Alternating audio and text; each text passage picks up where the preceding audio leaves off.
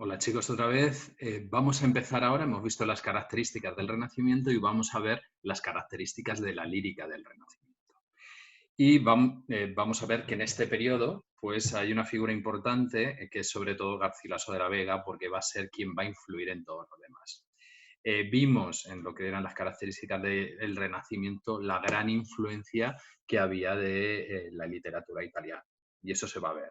Sobre todo lo vamos a encontrar en los temas.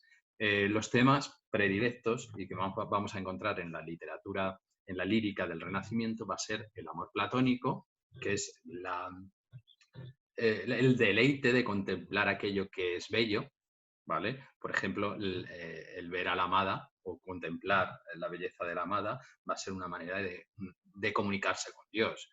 La naturaleza también va a ser un elemento importante, una naturaleza equilibrada, bonita, salvo que en algún momento pues, esa naturaleza puede transformarse en algo más tétrico o más salvaje, pues si se nos está hablando de la muerte de la amada, por ejemplo. Es una poesía personal, donde el poeta expresa sus propios sentimientos. Vamos a ver que Garcilaso es uno de los primeros poetas modernos de nuestra literatura porque lo que hace es expresar su propio sentimiento, ¿vale? Y su historia de amor personal. Se va a hacer referencia a los mitos clásicos, a los distintos dioses griegos o héroes clásicos para expresar los propios sentimientos del poeta. Y obviamente, no lo pongo aquí, pero van a aparecer todos los tópicos clásicos que vosotros habéis estudiado en otras ocasiones, como es el Carpe Diem, el Tempus Fugit, el Beatus Sile, el Locus Amoenus, todos esos tópicos los vamos a tener presentes en esta literatura. ¿Bien? Y destaca sobre todo la figura de Garcilaso de la Vega. ¿Por qué es importante Garcilaso de la Vega? Porque introduce la poesía italiana y la introduce y hace que se ponga de moda y que quede establecida dentro de nuestra literatura y dentro de nuestras formas escritas, pues para siempre.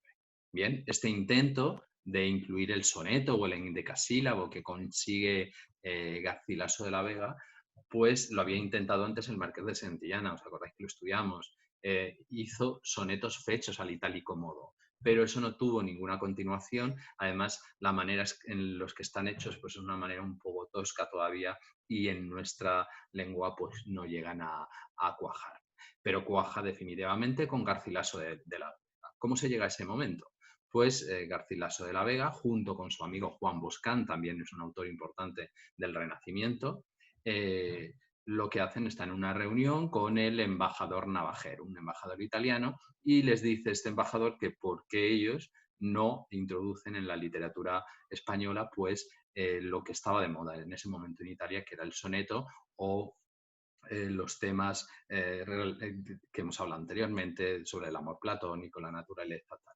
Entonces Garcilaso y Juan Boscán toman el testigo de lo que les dice este embajador y lo hacen, lo introducen en nuestra lengua y con tal éxito y con tanta destreza que a partir de ese momento se convierten en poetas de moda y su influencia va a ser enorme a lo largo de toda nuestra literatura. De hecho, el soneto es una de las principales composiciones utilizadas dentro de la lengua castellana. Bien, y también es importante que estos metros, el soneto y el uso del endecasílabo, eh, pues van a estar unidos a ciertos temas, a los temas que hemos tratado anteriormente, del amor platónico, de la poesía personal, de la referencia a los mitos clásicos, todo eso por influencia del poeta italiano Petrarca, al que mencionamos anteriormente en la introducción del Renacimiento. Bien, el ideal del hombre de este momento es el ideal de caballero y poeta, y Garcilaso de la Vega cumple a la perfección esta dualidad. ¿Vale? Garcilaso de la Vega es un poeta toledano, pero además era militar. De hecho, muere en Niza en 1536, o sea, con 35 años de edad, eh, porque es herido en una batalla. ¿Vale? Pasó mucho tiempo en Italia y eso hace que pueda adaptarse perfectamente a la moda del momento del soneto y el endecasílabo y esos temas italianos, mezclado obviamente con toda la tradición española, porque España ya tenía una importante tradición lírica, pero la mezcla de la tradición española con la italiana hace pues, que se cree algo nuevo y algo que realmente funciona. Su poesía está inspirada por Isabel Freire. Isabel Freire era una mujer casada de la que Garcilaso de la Vega se enamora. Y toda su poesía, especialmente sus sonetos y sus églogas están como inspiradas por esta mujer. Y podemos ver todas las etapas desde el enamoramiento en su poesía, la ilusión por el enamoramiento, el desdén de la amada y la muerte pues, y el lamento de la pena del poeta que siente ese fallecimiento de la dama. Todas las etapas del amor podemos encontrarlas en la poesía de Garcilaso de la Vega. Es el primer poeta moderno, sobre todo porque es una poesía personal, una poesía íntima que cuenta su propia experiencia amorosa. Es una poesía elegante y equilibrada. Estos son rasgos propios del Renacimiento que toman parte en la poesía de Garcilaso. No es una poesía complicada, rebuscada, retórica, no. Es una poesía suave que se desliza con musicalidad y es una poesía pues, que da mucho gusto leer y que se lee con bastante facilidad. Y se puede entender perfectamente hoy en día con las distancias que pueda haber entre los distintos estados de la lengua actual y la del Renacimiento. Sus obras más importantes pues son todos sus sonetos. Muchos de ellos los habéis estudiado y en el trabajo que tenéis que hacer de expresión oral, pues podéis elegir alguno de los sonetos de Garcilaso de la Vega. Y sus églogas. Las églogas son poemas pastoriles o bucólicos. ¿Qué quiere decir bucólicos? Donde unos pastores establecen un diálogo. Y los pastores que están en las églogas de Garcilaso pues expresan su dolor, su sentimiento, su amor, ¿vale? Y todo lo que él siente. Bien. Una vez que estudiamos a Garcilaso formaría parte, como vimos en las características del Renacimiento, del primer Renacimiento, haría su obra durante el reinado de Carlos I de España, V de Alemania, y luego pasaríamos al segundo Renacimiento, que se da pues un periodo particular de la literatura española, muy característico, que es la literatura espiritual, donde hay una serie de religiosos que se dedican también a escribir. Y tenemos que distinguir entre la estética y la mística, esto es importante. Son distintas maneras de aproximarse a Dios. Estos poetas utilizan su poesía para aproximarse a Dios o para explicarlo, ¿no? o para explicar su relación con Dios. La diferencia es que la mística o el místico llega a una unión con Dios antes de la muerte, o a una unión con Dios o a una visión unitiva con Dios antes de la muerte. De los tres poetas que vamos a estudiar, Fray Luis, San Juan y Santa Teresa de Jesús, místicos son los dos últimos, San Juan y Santa Teresa. Fray Luis no sería místico, sino que sería un asceta, que el asceta busca la perfección espiritual, ¿vale? Pero no llega a esa visión unitiva con Dios, ¿vale?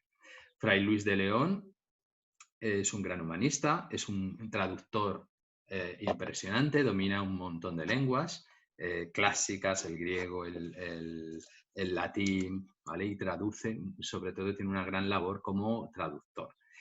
De hecho, estuvo encarcelado durante 5 años por una traducción prohibida, una traducción del Cantar de los Cantares del rey Salomón, un texto bíblico, pues por ese motivo fue encarcelado. Y parte de su obra poética la compone en prisión, ¿vale? Entonces se van a distinguir 3 etapas dentro de su poesía, la de antes del encarcelamiento, la que hace durante el encarcelamiento y la que hace posteriormente. y se van a ver unas ciertas diferencias. ¿Vale? Es una poesía simbolista. ¿Qué quiere decir simbolista? Que utiliza ciertos símbolos para expresar todo lo que él quiere sentir o lo que quiere decir. ¿Vale? Los símbolos son como una especie de metáforas o comparaciones de ciertos elementos de la vida, parecido a una alegoría que vimos como figura literaria. ¿Vale? Se utilizan los símbolos porque cuando el poeta no es capaz de expresar con la realidad o con sus propias palabras lo que él siente, pues recurre a eso, a los símbolos, para dejarlo más claro o para intentar llegar a la persona que lo lee. Sus principales obras son las odas. Las odas es un tipo de composición clásica, como os puse en la introducción al Renacimiento, ¿vale? Y destacan, pues, tiene varias, pero destacan a Francisco Salinas o a La retirada vida. Sería interesante que pues leyeseis algunas de las que vienen en el libro de texto, buscaseis alguna y seguro que alguna os pasará. ¿Vale? Bien, otro autor importante es San Juan de la Cruz. Este sí que es un místico y tiene una estrecha relación con Santa Teresa de Jesús, a la que veremos después. Y busca, su poesía es un medio de unión con Dios, ¿vale? San Juan de la Cruz es un místico, tiene una experiencia mística. Una de las características de las experiencias místicas es que no se pueden expresar con palabras. Entonces, como no puede expresar eso con palabras, la única manera de hacerlo es recurrir a la poesía de alguna manera, ¿vale? También utiliza los símbolos. El principal símbolo de la noche en San Juan de la Cruz es la noche, la presencia de la noche como esa búsqueda de la luz o símbolo para buscar la luz, ese encuentro con Dios. Y es nuestro principal poeta místico, es un poeta que tiene una obra muy breve, pero que es considerado como uno de los mejores poetas españoles. De hecho, es el patrón de los poetas españoles. Como santo, es un santo y patrón de los poetas españoles.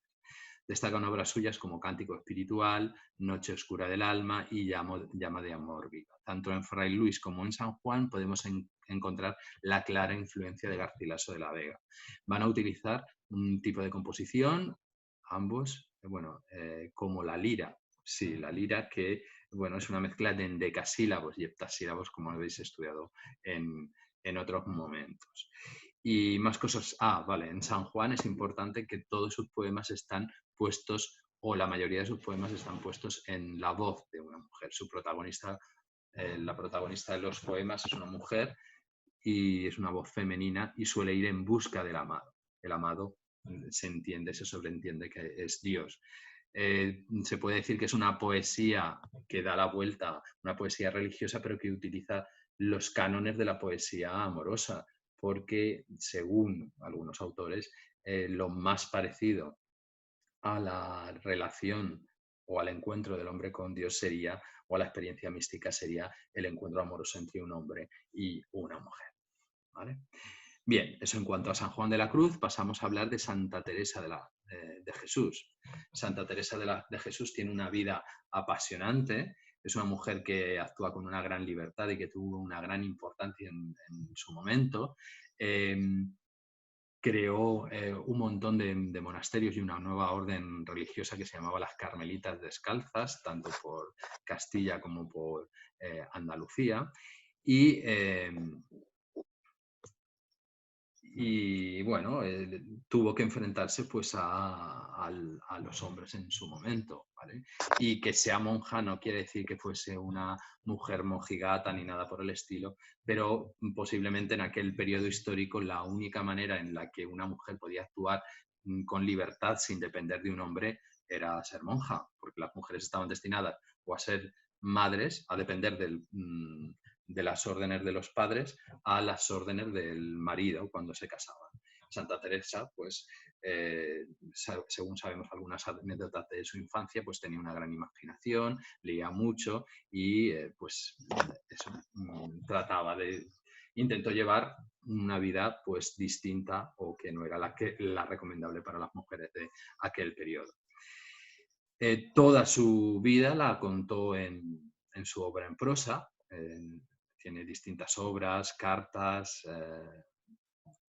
como lo que hace es tiene parte de obra autobiográfica, donde recoge pues cómo iba creando los distintos conventos, cómo fue su infancia, ¿vale? Y también tiene una poesía religiosa, sobre todo villancicos, letrillas y canciones, que son de un estilo sencillo y espontáneo.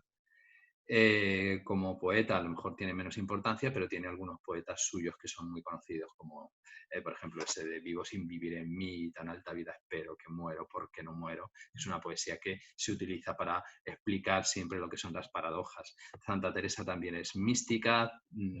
Según los testigos hablan de que tenía arrobamientos o encuentros con Dios, y alguna gente justifica pues esos arrobamientos o esos encuentros como que tenía una especie de experiencias orgiásticas o éxtasis que, bueno, son defendidas por algunos autores.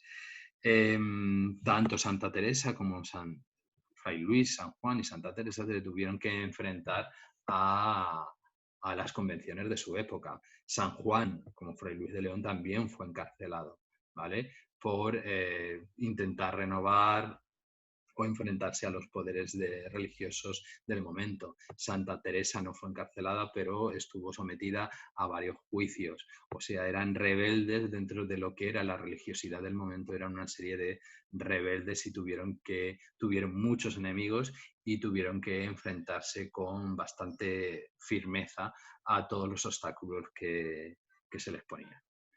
Y bien, bueno, pues esto sería todo en cuanto o lo más destacable en cuanto a la lírica del Renacimiento. Yo os recomiendo que leáis algunos de sus poemas, os colgaré algún enlace y alguna canción. Algunos de estos poetas podéis pensar que no están de actualidad, pero puedo decir que, por ejemplo, San Juan de la Cruz, por ejemplo, la canta ante Rosalía, uno de sus videoclips o de sus canciones, utiliza uno de los versos de San Juan, donde está el símbolo de la noche como elemento principal. Ese vídeo os lo subiré al modo para que lo veáis y tengáis en cuenta que siguen estando de actualidad y siguen influyendo en algunos de los poetas más destacados del momento actual. Y bueno, esto es en todo en cuanto a la lírica, ¿vale?